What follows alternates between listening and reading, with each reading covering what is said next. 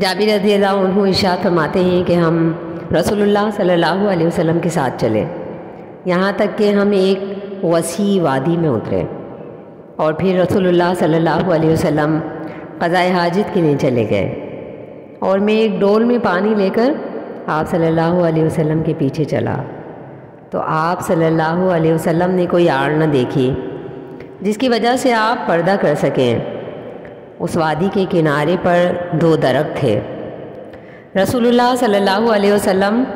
ان دونوں درختوں میں سے ایک درخت کی طرف گئے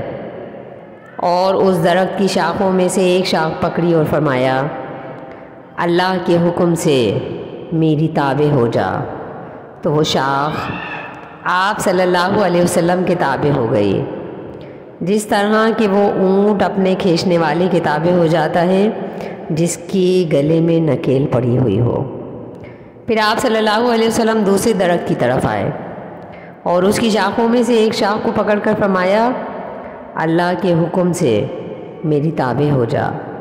تو وہ شاخ بھی اسی طرح آپ کے تابع ہو گئی، یہاں تک کہ جب آپ صلی اللہ علیہ وسلم دونوں درختوں کے درمیان میں ہوئے تو دونوں کو ملا کر فرمایا، تم دونوں اللہ کے حکم سے آپس میں ایک دوسرے سے جڑ جاؤ۔ تو وہ دونوں جڑ گئے۔ جابر رضی اللہ عنہ فرماتے ہیں کہ میں اس ڈر سے نکلا کہ کہیں رسول اللہ صلی اللہ علیہ وسلم مجھے قریب دیکھ کر دور نہ تشریف لے جائیں۔ میں اپنے آپ سے دل ہی دل میں بیٹھے بیٹھے باتیں کرنے لگا، تو اچانک میں نے دیکھا کہ سامنے سے رسول صلی اللہ علیہ وسلم آ رہے ہیں، اور اس کے بعد وہ دونوں درخت اپنی اپنی جگہ پر جا کر کھڑے ہو گئے، اور ہر ایک درخت اپنے تنے پر کھڑا ہوا علیحدہ ہو رہا ہے۔ جابر رضی اللہ عنہ ارشاد فرماتے ہیں، میں نے دیکھا کہ رسول اللہ صلی اللہ علیہ وسلم کچھ دیر ٹھہرے، اور پھر آپ صلی اللہ علیہ وسلم نے اپنے سر مبارک سے اشارہ فرمایا،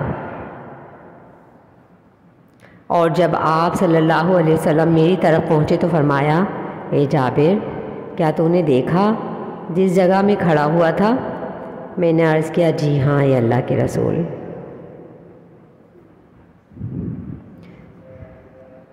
یہ روایت اور آگے مزید بیان کی جائے گی انشاءاللہ۔ یہ روایت کا بہت تھوڑا سا ٹکڑا ہے جس میں یہ بتایا گیا کہ نبی صلی اللہ علیہ وسلم کے حکم سے درخت بھی اپنی جگہ سے دوسری جگہ پر منتقل ہو گئے، اور یہ نبی صلی اللہ علیہ وسلم کا ایک معجزہ تھا۔ یہ روایت طویل ہے، کتاب تحفۃ المنیم شرح مسلم جلد 8 کتاب الزہد والرقاق کے اندر اس کو مزید انشاءاللہ اگلی قسط میں بیان کیا جائے گا۔